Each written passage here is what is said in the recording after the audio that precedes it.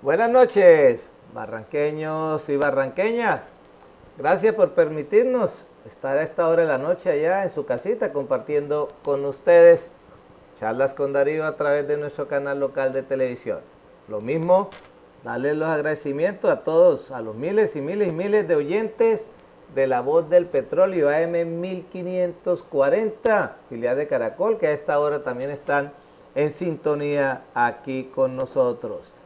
Y los que nos ven por internet a través de la www.barrancabermejavirtual.com. A todos ustedes, mil gracias por estar con nosotros. Hoy hemos invitado a una persona muy importante dentro de lo que es el Programa de Desarrollo y Paz del Magdalena Medio, pero vamos a hablar del OPI, que es el Observatorio de Paz Integral, que hace parte del Magdalena Medio, del Programa de Desarrollo y Paz Magdalena Medio.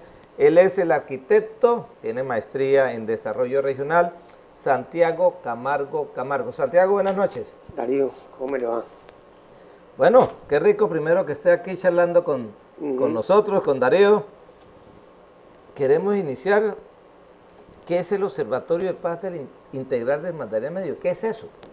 Bueno, el Observatorio de Paz Integral es un proyecto que se inició cuando el Programa de Desarrollo y Paz tenía interés en medir exactamente cómo era la situación de violación de los derechos humanos en la región. ¿Por qué? Porque se hablaba mucho de que se violaban los derechos humanos o que no se violaban los derechos humanos, pero no se tenían mediciones precisas de qué era lo que realmente estaba pasando. Entonces se hace un proyecto por iniciativa del programa. El primer año lo maneja la diócesis y luego lo termina manejando el programa. Entonces, ¿cuál era la idea? Medir violación de derechos humanos e infracciones al derecho internacional humanitario y poder tener como con certeza información que permita decir o que permitiera decir si hay o no violación de derechos humanos en la región. Santiago, ¿desde cuándo arranca el observatorio? Los primeros proyectos se dan hacia el 2003, en el 2004 ya se consolida y continúa pues hasta el día de hoy. Se ha hecho medición, se tienen mediciones desde 1988 ya consolidadas, porque después se hizo un barrido hacia atrás.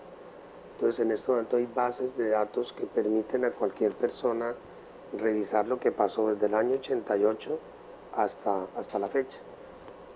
Miden dos temas básicamente, Sí. Lo que es violación e infracción a los derechos humanos. Sí. ¿Qué es para la gente? Pues mucha gente, aquí se habla todo el mundo de derechos humanos, ¿qué es derechos humanos? Pero ¿qué es que le violen a uno los derechos humanos? Bueno, violación de derechos humanos o infracción al derecho internacional humanitario tiene que ver con todo tipo de acción que vulnere de alguna manera lo que en la Constitución Nacional se llaman los derechos fundamentales, principalmente derecho a la vida. Entonces, cuando hay algún tipo de acción que vulnere el derecho a la vida, sea pues una amenaza, un atentado, imposibilidad, digamos, de tener medios de subsistencia para la comida, para lo básico, hay violación de derechos humanos. Y los derechos humanos se viven por generaciones. Entonces, la primera generación de derechos humanos se centró en el tema del derecho a la vida. Es decir, todos los colombianos que nacemos en Colombia tenemos derecho a que no nos maten, independientemente de las creencias religiosas, de las posiciones políticas, de las relaciones económicas que tengamos. En principio, si nacimos en Colombia, nos tienen que respetar nuestros derechos y el principal derecho es el derecho a la vida. Entonces, esa fue la primera generación de derechos humanos. Se concentraba básicamente en todo aquello que vaya en contra de la vida, viola el derecho humano. Después vino una segunda, tercera y cuarta generación de derechos humanos. Entonces ya se habla de derechos económicos y sociales, después se habla de derechos ambientales, después se habla de derechos culturales, y ya en este momento todo eso ya hace un paquete mucho más general, mucho más amplio, que es el que en este momento Naciones Unidas ha cogido. Y en este momento se habla de derechos humanos de cuarta generación. De cuarta generación. ¿Y infracciones? Bueno, infracción al derecho internacional humanitario es que cuando hay una guerra internacional o cuando hay una guerra interna, se dice que aún habiendo guerra hay que respetar unos derechos. Esa filosofía y esa normativa surge después de la Segunda Guerra Mundial. Entonces, después de la Segunda Guerra Mundial, cuando se crean las Naciones Unidas, lo que se dice es, bueno, si hay dos personas que decidieron echarse plomo, para hablarlo vulgarmente, pues sí, no podemos hacer nada, que se echen plomo, pero tiene que haber unas normas aún en la guerra. Entonces, los adversarios que les dio por hacer esa locura, tienen que respetar unos derechos. Un ejemplo de qué es una infracción para que la gente, la señora y el señor que nos están allá escuchando esta hora, si el grupo A se entienda, está armado y el grupo B está armado y deciden hacer un combate, la norma del derecho internacional humanitario dice que si entre ellos se quieren matar, pues que se maten, pero la población civil que está en esa zona no puede ser involucrada en el combate. No pueden usar a población civil que esté ahí como escudo humano, o sea, entrarse a una casa, por ejemplo, de un campesino y resguardarse ahí, poniendo en peligro la vida del campesino. Eso es una infracción, eso es como violar las reglas del juego de la guerra, o sea, porque hasta la guerra tiene reglas del juego, es básicamente lo que dice Naciones Unidas. Entonces, si ustedes decidieron hacer la guerra, es decir, país A o país B, o en el caso colombiano, grupo A o grupo B interno, entonces hay unas reglas del juego que respetar, aun cuando se decide esa vía absurda y loca. Entonces eso es el derecho internacional humanitario. Entonces no se debe meter a la población civil en ese conflicto, no se deben usar, las armas, por ejemplo, tienen que ser armas convencionales, porque no puede haber armas que pongan en riesgo la población civil. Entonces cuando un grupo coloca minas antipersonas, resulta que no está dirigiendo su accionar militar al adversario, sino a cualquier persona que pase por ahí. Entonces es una cosa que es prohibida en el derecho internacional humanitario.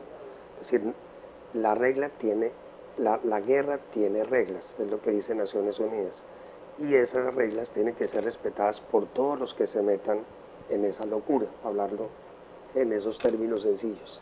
Bueno, estamos hoy charlando con Santiago Camargo, él es el coordinador del OPI, Observatorio de Paz Integral del Magdalena Medio. Vamos a nuestro primer corte y al regresar aquí continuamos en este aprendizaje de lo que hace el OPI y de derechos humanos. Ya regresamos.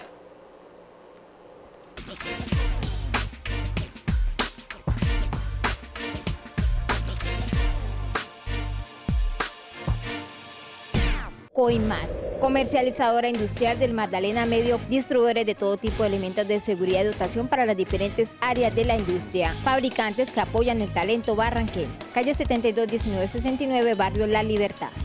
Metrología y Servicios, centro de entrenamiento especializado sobre trabajos en altura, capacitación, entrenamiento, asesoría técnica y todo lo relacionado con montajes y trabajos en altura. Empresa 100% barranqueña con licencia en salud ocupacional y resolución del SENA seccional Barranca Bermeja.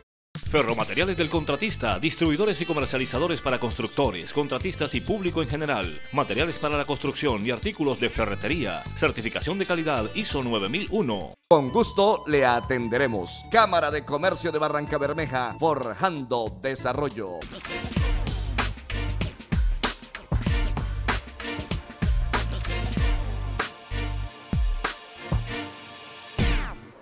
De regreso aquí en Charlas con Darío, esta noche nuestro invitado es el arquitecto y con maestría en desarrollo regional, él es Santiago Camargo.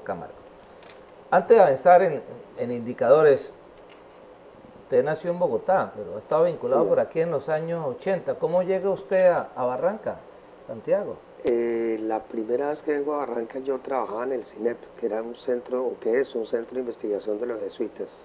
Entonces ellos tenían acá trabajo en Barranca Bermeja y yo comencé a hacer aquí un trabajo en los barrios nororientales para la época de los 80. Hicimos el plan de desarrollo regional plan de desarrollo de los barrios nororientales, que básicamente era la propuesta de la canalización de la quebrada de las Camelias. Entonces, ese fue, digamos, de los primeros trabajos que se hicieron acá por los 80. Ahí se trabajó, todavía recuerdo mucho a líderes de las juntas de acción comunal de esa época, y bueno, ahí lo importante es que se logró la canalización. Se logró la canalización del Caño de las Camelias en ese tramo que era, digamos, de Nueva Esperanza hasta casi pues la parte de abajo del 1 de Mayo, toda esa zona. En ese momento no estaba canalizado y todas las aguas negras llegaban directamente a una microcuenca que había ahí, y eso pues ya se canalizó afortunadamente. Entonces todo ese trabajo se hizo por los años 80. Ahí se estaba comenzando a nivel nacional a hablar de las comunas, porque había comenzado la descentralización política, administrativa y fiscal. Entonces también el trabajo nuestro era que se comenzara a hablar en Barranca Bermeja de las comunas y a crear las comunas. Entonces se hicieron los primeros proyectos de acuerdo para que Barranca Bermeja adoptara de las momento comunas. con CINEP. Sí, con CINEP, todo ese tiempo, eso fueron unos 5 o 6 años. Y después ya con el programa. Después con el programa de Desarrollo y Paz hizo una evaluación, solicitó, o sea, el Banco Mundial, que estaba financiando una parte del programa, solicitó una evaluación externa. Entonces hubo un equipo del Centro de Investigaciones de la Universidad Nacional que se ganó, digamos, la licitación para hacer una especie de evaluación de medio término al programa. Entonces se conformó un equipo con el CID, Centro de Investigación y Desarrollo de la Universidad Nacional, y yo hice parte de ese equipo para evaluar. Se evaluaron como unos 7 aspectos grandes del programa. Entonces vine aquí como evaluador, y la última etapa ha sido con el observatorio, desde el 2006, ya vamos para 7 años. ¿La arquitectura todavía traza o ya se le olvidó? No, eso nunca se olvida, eso nunca se olvida. Bueno, sigamos con el OPI, pero es importante que la gente conozca, pues, hoy Santiago es un barranqueño, ya como cualquiera de nosotros aquí lo ha nacido, porque ya lleva mucho tiempo estar con nosotros y estar dando aquí, como dice uno, dando lora aquí en la ciudad. Ustedes tienen unos indicadores que los fijan las Naciones Unidas. Usted me hablaba de 37, en la previa 37 indicadores. De esos 37 indicadores que ustedes miden en el OPI, ¿cuáles son los más importantes de esos 37? El más importante de todos son homicidios. Homicidios. Homicidios, pero homicidios tenemos 3 categorías de acuerdo a la clasificación que se hace. Entonces los homicidios los dividimos en asesinatos, cuando el presunto responsable no ha sido identificado o no hay ninguna claridad sobre quién pudo ser. Luego hablamos de homicidio intencional en persona protegida, cuando un actor armado hace un homicidio contra una persona civil. Y luego hablamos de ejecuciones extrajudiciales, cuando ese acto, digamos, de homicidio de alguna manera tiene relación con, con algún hecho o alguna omisión por parte del Estado. Entonces, ese es como los 3 principales indicadores. En el homicidio. En homicidio, pero luego vienen todos los indicadores que tienen que ver con amenazas. Todas las amenazas se clasifican en individuales o colectivas, lo que tiene que ver con desplazamiento forzado, lo que tiene que ver con pillajes, robos, todo obviamente enmarcado dentro de lo que es el conflicto armado interno, dentro de la clasificación que hay para eso. Entonces son más o menos 37 indicadores que permiten que una acción específica sea medida desde varias variables. Desaparición forzada también, secuestro también. Entonces se mira todo lo que son la batería ¿Extorsión de también? Indicadores de extorsión. Lo tenemos como, es decir, está o cuando se clasifica o cuando hay secuestro, y es secuestro extorsivo, entonces queda clasificado en lo que es secuestro, o cuando hace parte de lo que tiene que ver conflicto armado y se utiliza la extorsión como un mecanismo, digamos, de vulneración de un derecho.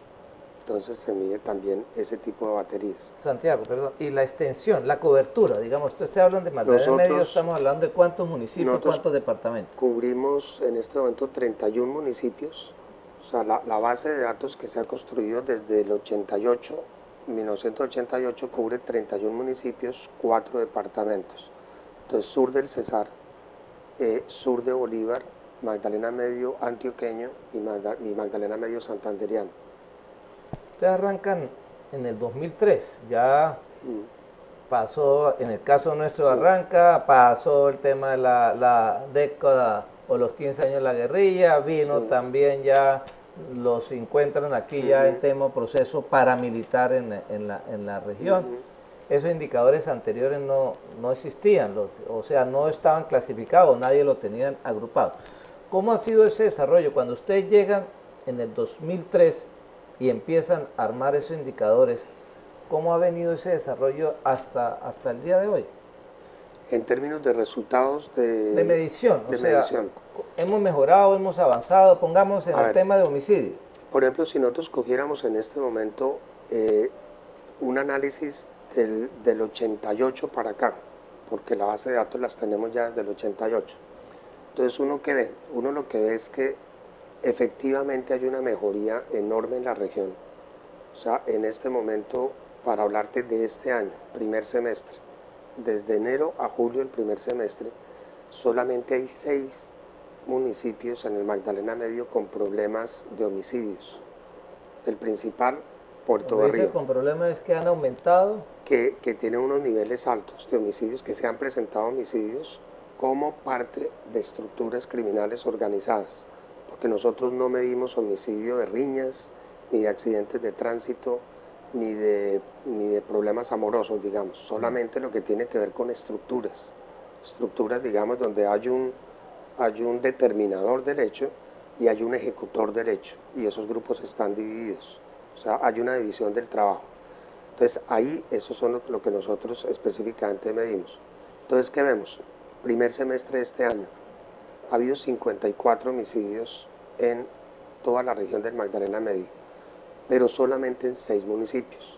Entonces, el más grave, Puerto Berrío. El que le sigue, Barrancabermeja. Luego le sigue San Pablo, luego le sigue Aguachica, luego le sigue Tiquicio y por último Cantagallo. Si lleváramos esa misma situación al año 2000 o al año 2001, encontramos otro panorama. No vamos a encontrar 54 municipios en 6 meses, sino vamos a encontrar probablemente 200.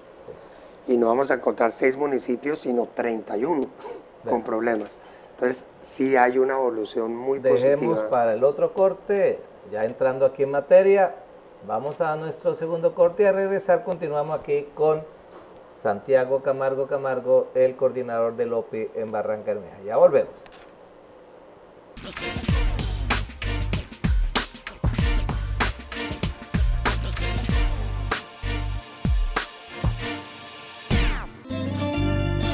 Disfruta en el restaurante Bar Mi Molino Viejo, comida típica e internacional, platos a la carta, eventos sociales, todo en un ambiente íntimo y acogedor. Medcol Limitada, servicio atorneado por control numérico computarizado, CNC convencional, fresado, taladro, metalizado y babitado y soldadura TIN-MIN. Ubíquenos en la calle 71, avenida 25 de agosto, número 1977, Barrio La Libertad. Voz del petróleo de Caracol. Sintonícela en su frecuencia 1540 AM. Metrología y Servicios, centro de entrenamiento especializado sobre trabajos en altura, capacitación, entrenamiento, asesoría técnica y todo lo relacionado con montajes y trabajos en altura. Empresa 100% barranqueña con licencia en salud ocupacional y resolución del SENA seccional Barrancabermeja.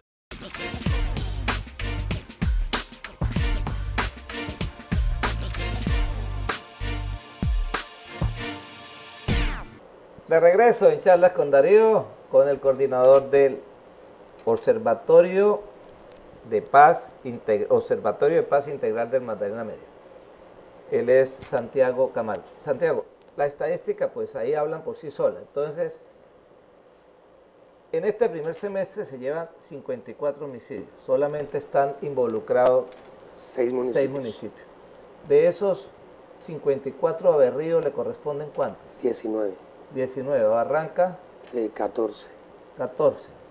Y me decía que el otro es Wilches. Y después, no, el más grave en este momento, que nosotros ya hicimos una alerta sobre ello, un informe sobre la situación, es de Puerto Berrío.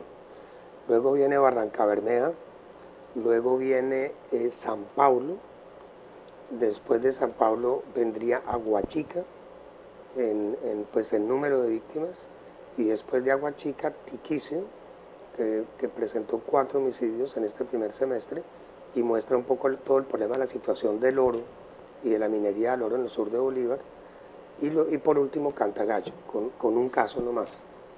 Uno puede mirar que hay como un vaso conductor ahí en lo que llamamos Berrío, Barranca, con las bandas emergentes. Ustedes hace poco colocaron y se prendieron las alarmas ahí sobre el tema de rastrojos, botalones, ¿qué más aquí? Urabeños.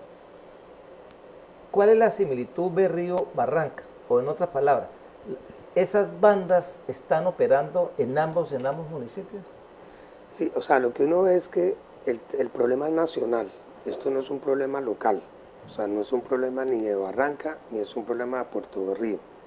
Esto es un problema de Bogotá, Medellín y Cali, que es donde realmente hay estructuras organizadas con mucho poder económico y que controlan muchos territorios. Entonces, ¿qué pasa? Que con Puerto Berrío y con Barranca son sucursales, es decir, estos son sedes o sucursales de procesos económicos nacionales mucho más grandes.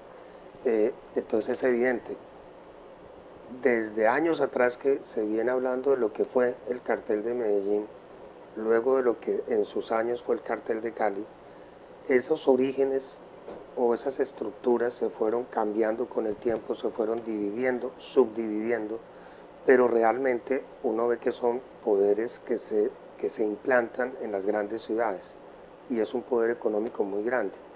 Esos poderes económicos o esas estructuras salen a las regiones, y salen a las regiones porque las regiones ofrecen espacios para que puedan hacer cierto tipo de actividades, cultivos que a veces se hacen en las regiones o a veces se importan de otros países.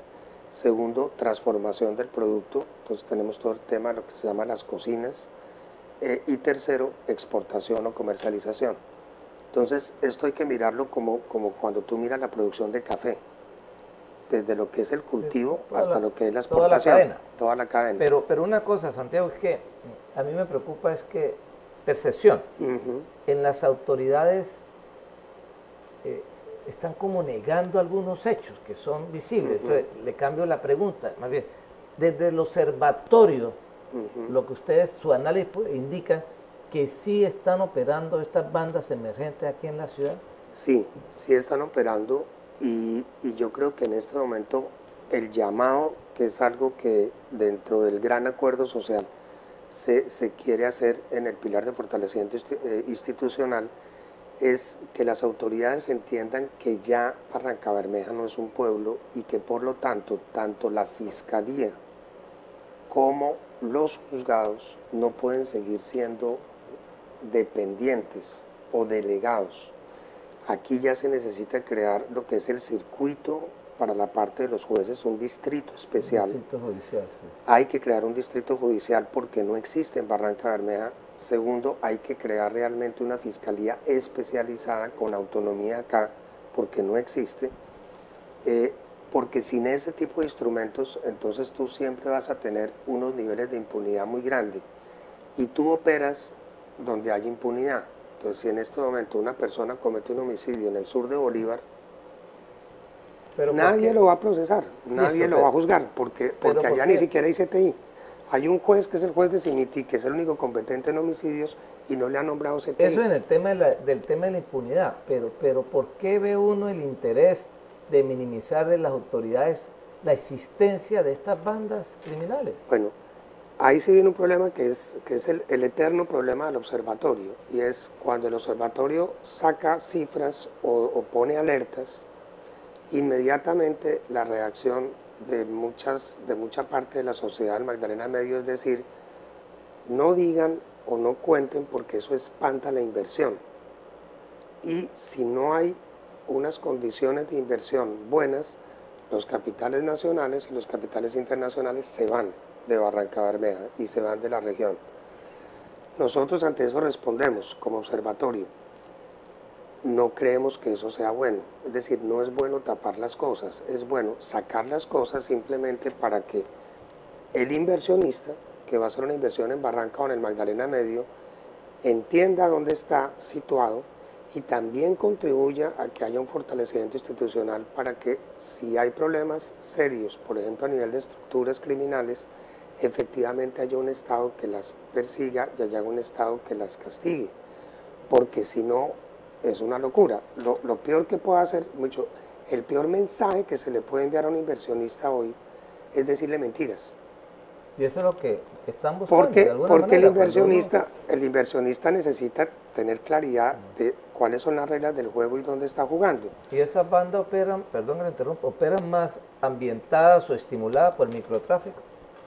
Yo creo que hay lo siguiente. Alejandro Ordóñez, el decano de Economía de la Universidad de los Andes, mostró que en los últimos 6 meses el precio de la cocaína en Nueva York ha ido cayendo, ha ido bajando mes a mes. Entonces, ¿qué es la conclusión que él saca? Es muy lógica. Él dice, si el precio de la cocaína en Nueva York está bajando, es porque hay sobreoferta de cocaína a nivel mundial y los precios están bajando. Entonces, ¿qué pasa con una estructura que tenga aquí una gran cantidad de cocaína y que el precio está bajando por fuera? Busca abrir un mercado interno. Lo mismo pasó con el café. Viene la lucha territorial. Lo mismo pasó con el café. Una de las políticas del Fondo Cafetero es, si a nivel internacional no hay buenos precios, abramos el mercado interno y que la gente consuma más café. Esa misma lógica económica se utiliza en las estructuras criminales. Una teoría económica es la que es una teoría económica. Aquí. Entonces, ¿qué pasa? Si en este momento las condiciones del mercado hacia afuera no son muy buenas, abramos el mercado interno. Y ahí es donde se abre el microtráfico en todas las ciudades. No solamente es Barranca, esto es de todas las ciudades. Santiago, nos quedaron muchos temas.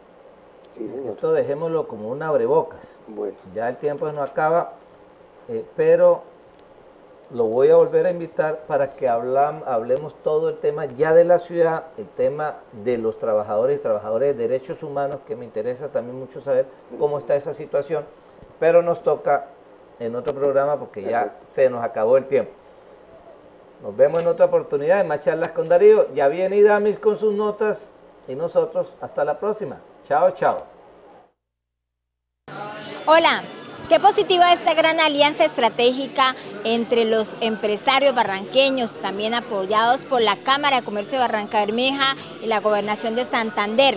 Una gran estrategia, unir las potencialidades de nuestra riqueza agropecuaria y poner en nuestra mesa los mejores productos, tipo incluso exportación, como los cacaitos, el cacao y por supuesto también productos como las frutas. En esta oportunidad ha sido importante resaltar el trabajo del alto consejero del Magdalena Medio, Alfonso Eljas, y de la Cámara de Comercio. Un punto para estos barranqueños con sentido de pertenencia por nuestra tierra. Hoy se hicieron grandes expectativas de negocio con empresas incluso que pertenecen a Ecopetrol. Busquen la forma de globalizar su producto, de mostrarse al mercado. Es una estrategia muy buena. La verdad, me llevo varios productos interesados en ellos. Espero que la razón comercial entre ellos y nosotros pueda darse. Igual nosotros fomentaremos la implementación del sistema de calidad, que es muy importante para nosotros, la aplicación de la calidad de los productos. Que con gran empeño han hecho realidad esta primera rueda de negocios, que sé que es la primer semilla que nosotros estamos sembrando acá en Barrancabermeja, tratando de conquistar este mercado que es tan importante para nosotros los chucureños. El resultado final del evento, del ejercicio, fue muy exitoso, ¿sí? Para nosotros el haber hecho negociaciones con Petrocasinos, saber que nuestros productos van a estar en el comedor, en el paladar de todas estas personas de Barrancabermeja y a su vez de esa gran empresa como lo es Ecopetrol, nos va a fortalecer muchísimo. Manjares deliciosos aquí en esta gran muestra agropecuaria que concentra productos de San Vicente de Chucurí. Importante al final de esta nota periodística comentarles que muy contentos se encuentran los empleados públicos luego de la aprobación en el Consejo Municipal del aumento de su escala salarial. Se les anticipó la Navidad a los funcionarios de la Administración Municipal de Barrancabermeja. Y para los corporados y el señor alcalde, que han hecho una gran alianza política, se dice que es la buena estrategia para asegurar las curules y el próximo periodo de gobierno. Esperemos a ver qué pasa. Nos vemos en la próxima oportunidad en Charlas con Darío.